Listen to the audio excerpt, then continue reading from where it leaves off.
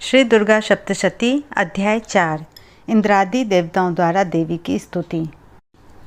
सिद्धि की इच्छा रखने वाले पुरुष जिनकी सेवा करते हैं तथा देवता जिन्हें सब ओर से घेरे रहते हैं, उन जया नाम वाली दुर्गा देवी का ध्यान करें। उनके श्री अंगों की आभा काले मेघ के समान श्याम है। वे अपने कटाक्षों से शत्रु समूह को भय प्रदान करती हैं। उनके मस्तक पर आबद्ध चंद्रमा की रेखा शोभा पाती है। वे अपने हाथों में शंख, चक्र, कृपाण और त्रिशूल धारण करती है। उनके 3 नेत्र हैं। वे सिंह के कंधे पर चढ़ी हुई है और अपने तेज से तीनों लोकों को परिपूर्ण कर रही है। ऋषि कहते हैं, अत्यंत पराक्रमी दुरात्मा महिषासुर तथा उसकी दैत्य सेना के देवी के हाथ से मारे जाने पर इंद्र आदि देवता प्रणाम के लिए गर्दन तथा कंधे झुकाकर उन भगवती दुर्गा का उत्तम वचनों द्वारा स्तवन करने लगे। उस समय उनके सुंदर अंगों में अत्यंत हर्ष के कारण रोमांच हो आया था। देवता बोले, संपूर्ण देवताओं की शक्ति का समुदाय ही जिनका स्वरूप है तथा जिन देवी ने अपनी शक्ति से संपूर्ण जगत को व्याप्त कर रखा है, समस्त देवताओं और महर्षियों की पूजनीय उन जगदम्बा को हम भक्ति पूर्वक नमस्कार करते हैं। वे हम लोगों का कल्याण करें। जिनके अनुपम प्रभाव और बल का वर्णन करने में भगवान शेषनाग, ब्रह्मा जी तथा महादेव जी भी समर्थ नहीं हैं। वे भगवती चंडिका संपूर्ण जगत का पालन एवं अशुभ भय का नाश करने का विचार करें। पुण्यात्माओं के घरों में स्वयं ही लक्ष्मी रूप से, पापियों के यहाँ दरिद्रता रूप से, शुद्ध अंतःकरण वाले पुरुषों के हृदय में बुद्धि रूप से, सत्य पुरुषों में श्रद्धा रूप से तथा कुलीन मनुष्यों में लज्जा रूप से निवास करती है। उन आप भगवती दुर्गा को हम नमस्कार करते हैं। देवी, आप संपूर्ण विश्व का पालन कीजिए। देवी, आपके इस अचिंत्य रूप का असुरों का नाश करने वाले भारी पराक्रम तथा समस्त देवताओं और दैत्यों के समक्ष युद्ध में प्रकट किए हुए आपके अद्भुत चरित्रों का हम किस प्रकार वर्णन करें। आप संपूर्ण जगत की उत्पत्ति में कारण हैं। आप में सत्य गुण, रजोगुण और तमोगुण, ये तीनों गुण मौजूद है, तो भी दोषों के साथ आपका संसर्ग नहीं जान पड़ता।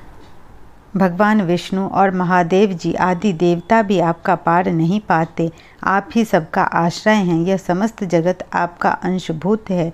अव्याकृता परा प्रकृति हैं। देवी, संपूर्ण यज्ञों में जिसके उच्चारण से सब देवता तृप्ति लाभ करते हैं, वह स्वाहा आप ही हैं। इसके अतिरिक्त आप पितरों की भी तृप्ति का कारण है। अतएव सब लोग आपको स्वधा भी कहते हैं। देवी, जो मोक्ष की प्राप्ति का साधन है, अचिंत्य महाव्रत स्वरूपा है, समस्त दोषों से रहित जितेंद्रिय तत्व को ही सार वस्तु मानने वाले तथा मोक्ष की अभिलाषा रखने वाले मुनिजन जिनका अभ्यास करते हैं, वो भगवती परा विद्या आप ही हैं।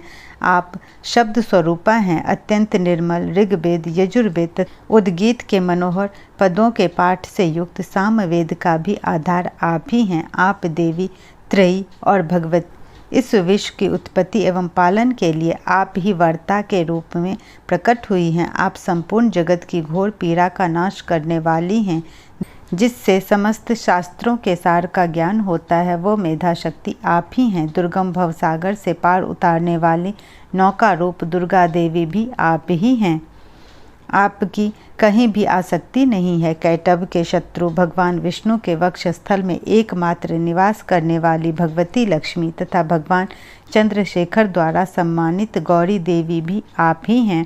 आपका मुख मंद मुस्कान से सुशोभित निर्मल पूर्ण चंद्रमा के बिंब का अनुकरण करने वाला और उत्तम स्वर्ण की मनोहर कांति से कमनीय है। तो भी उसे देखकर महिषासुर को क्रोध हुआ और सहसा उसने उस पर प्रहार कर दिया। यह बड़े आश्चर्य की बात है। देवी, वही मुख जब क्रोध से युक्त होने पर उदय काल के चंद्रमा की भांति लाल और तनी हुई भावों के कारण विकराल हो उठा, तब उसे देखकर जो महिषासुर के प्राण तुरंत नहीं निकल गए, यह उससे भी बढ़कर आश्चर्य की बात है। क्योंकि क्रोध में भरे हुए यमराज को देखकर भला कौन जीवित रह सकता है। देवी, आप प्रसन्न हो। परमात्मा स्वरूपा आपके प्रसन्न होने पर जगत का अभ्युदय होता है और क्रोध में भर जाने पर आप तत्काल ही कितने कुलों का सर्वनाश कर डालती है। यह बात अभी अनुभवों में आई है, क्योंकि महिषासुर की यह विशाल से क्षण भर में आपके कोप से नष्ट हो गई है। सदा अभ्युदय प्रदान करने वाली आप जिन पर प्रसन्न रहती हैं वे ही देश में सम्मानित हैं। उन्हीं को धन और यश की प्राप्ति होती है। उन्हीं का धर्म कभी शिथिल नहीं होता तथा वे ही अपने हिष्ट पुष्ट स्त्री पुत्र और भृत्यों के साथ धन्य माने जाते हैं। देवी, आपकी ही कृपा से पुण्यात्मा पुरुष प्रतिदिन अत्यंत श्रद्धापूर्वक सदा सब प्रकार के धर्मानुकूल कर्म करता है और उसके प्रभाव से स्वर्गलोक में जाता है। इसलिए आप तीनों लोकों में निश्चय ही मनोवांछित फल देने वाली हैं। माँ दुर्गे, आप स्मरण करने पर सब प्राणियों का भय हर लेती हैं और स्वस्थ पुरुषों द्वारा चिंतन करने पर उन्हें परम कल्याणमय बुद्धि प्रदान करती हैं। दुख दरिद्रता और भय हरने वाली देवी, आपके सिवा दूसरी कौन है जिसका चित्त सबका उपकार करने के लिए सदा ही दयार्द रहता हो। देवी, इन राक्षसों के मारने से संसार को सुख मिले तथा ये राक्षस चिरकाल तक नरक में रहने के लिए भले ही पाप करते रहे हों, इस समय संग्राम में मृत्यु को प्राप्त होकर स्वर्गलोक में जाए, निश्चय ही यही सोचकर आप शत्रुओं का वध करती है। आप शत्रुओं पर शास्त्रों का प्रहार क्यों करती है? समस्त असुरों को दृष्टिपात मात्र से ही भस्म क्यों नहीं कर देती? इसमें एक रहस्य है। ये शत्रु भी हमारे शस्त्रों से पवित्र होकर उत्तम लोकों में जाए, इस प्रकार उनके प्रति भी आपका विचार अत्यंत उत्तम रहता है।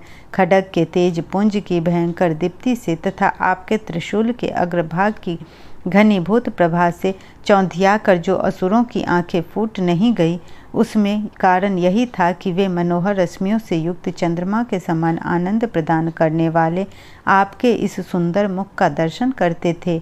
देवी, आपका शील दुराचारियों के बुरे बर्ताव को दूर करने वाला है, जो कभी चिंतन में भी नहीं आ सकता और जिसकी कभी दूसरों से तुलना भी नहीं हो सकती, तथा आपका बल और पराक्रम तो उन दैत्यों का भी नाश करने वाला है जो कभी देवताओं के पराक्रम को भी नष्ट कर चुके थे। इस प्रकार आपने शत्रुओं पर भी अपनी दया ही प्रकट की है। वरदायिनी देवी, आपके इस पराक्रम की किसके साथ तुलना हो सकती है तथा शत्रुओं को भय देने वाला एवं अत्यंत मनोहर ऐसा रूप भी आपके सिवा और कहाँ है? हृदय में कृपा और युद्ध में निष्ठुरता, ये दोनों बातें तीनों लोकों के भीतर केवल आप में ही देखी गई है। माता, आपने शत्रुओं का नाश करके इस समस्त त्रिलोकी की रक्षा की है। उन शत्रुओं को भी युद्ध भूमि में मारकर स्वर्गलोक में पहुंचाया तथा उन्मत्त दैत्यों से प्राप्त होने वाले हम लोगों के भय को भी दूर कर दिया है। आपको हमारा नमस्कार है। देवी, आप शूल से हमारी रक्षा करें। अंबिके, आप खड्ग से हमारी रक्षा करें तथा घंटा की ध्वनि और धनुष की टंकार से भी हम लोगों की रक्षा करें। चंडिके, पूर्व पश्चिम और दक्षिण दिशा में आप हमारी रक्षा करें तथा ईश्वरी, अपने त्रिशूल को घुमाकर आप उत्तर दिशा में भी हमारी रक्षा करें। तीनों लोकों में आपके जो परम सुंदर एवं अत्यंत भयंकर रूप विचरते रहते हैं, उनके द्वारा भी आप हमारी तथा इस भूलोक की रक्षा करें। अंबिके, आपके कर पल्लवों में शोभा पाने वाले खड्ग, शूल और गदा आदि जो अस्त्र हों, उन सब के द्वारा आप सब ओर से हम लोगों की रक्षा करें। ऋषि कहते हैं, इस प्रकार जब देवताओं ने जगन माता दुर्गा की स्तुति की और नंदन वन के दिव्य पुष्पों एवं गंध चंदन आदि के द्वारा उनका पूजन किया, फिर सबने मिलकर जब भक्तिपूर्वक दिव्य धूपों की सुगंध निवेदन की, तब देवी ने प्रसन्न वदन होकर प्रणाम करते हुए सब देवताओं से कहा। देवी बोली, देवताओं, तुम सब लोग मुझसे जिस वस्तु की अभिलाषा रखते हो उसे मांगो। देवता बोले, भगवती ने हमारी सब इच्छा पूर्ण कर दी, अब कुछ भी बाकी नहीं है, क्योंकि हमारा यह शत्रु महिषासुर मारा गया।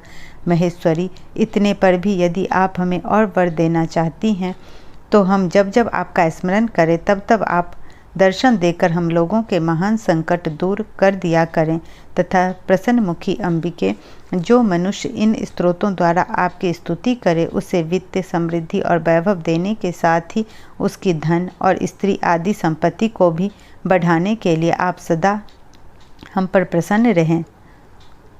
ऋषि कहते हैं, राजन, देवताओं ने जब अपने तथा जगत के कल्याण के लिए भद्र काली देवी को इस प्रकार प्रसन्न किया, तब वे तथास्तु कहकर वहीं अंतर्ध्यान हो गई।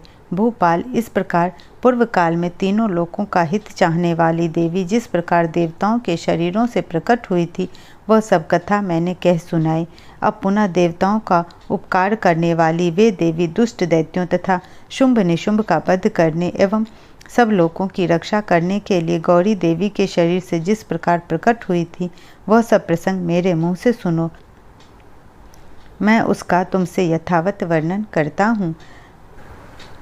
इस प्रकार श्री मार्कंडेय पुराण में सार्वंगिक मनमंत्र के कथा के अंतर्गत देवी महात्म्य शक्रादि स्तुति नामक चौथा अध्याय पूरा हुआ।